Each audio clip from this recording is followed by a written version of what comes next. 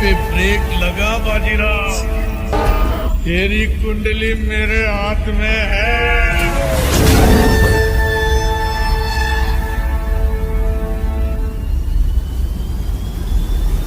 तब तेरा सामना सिर्फ रिश्वतखोर पुलिस वालों से हुआ है। जिस दिन तेरा सामना एक सच्चे पुलिस ऑफिसर से हो जाएगा ना, पैंट गीली हो जाएगी।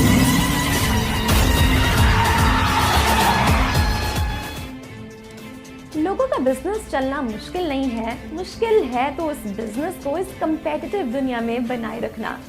मुंबई के गजराज को भी हुई यही दिक्कत क्या थी ये आपको भी पता चल जाएगा, मगर इस गजराज को लाइन पर कौन लाएगा ये इम्पोर्टेंट है।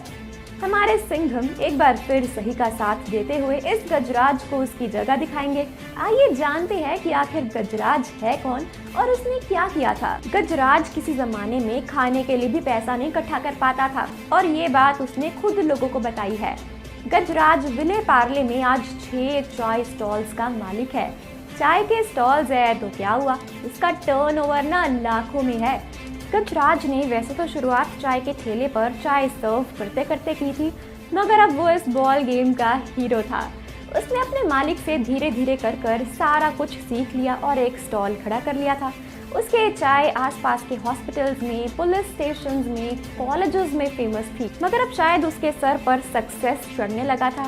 कहते हैं ना, पैसा इंसान का दिमाग खराब कर देते हैं, वही गजराज के साथ हो रहा था।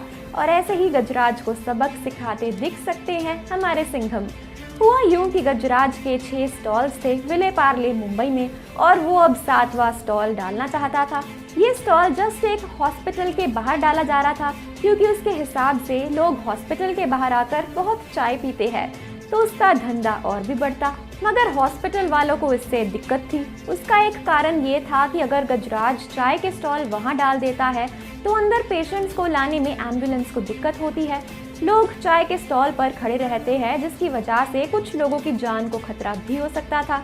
हॉस्पिटल वालों की दरखास्त थी कि वो चाय का स्टॉल सामने नहीं बल्कि साइड में लगाए, मगर अब गजराज ढीठ हो चुका था और उसने किसी की ना सुनने की ठान ली थी।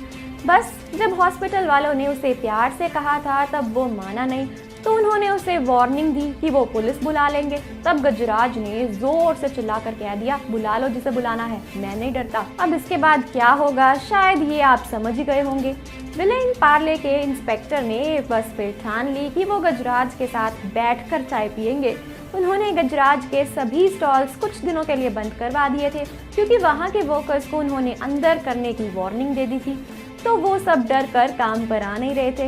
अंत में गजराज को पुलिस इंस्पेक्टर से माफी मांगनी पड़ी और अपना चाय का स्टॉल का आइडिया यहीं पर ड्रॉप करना पड़ा।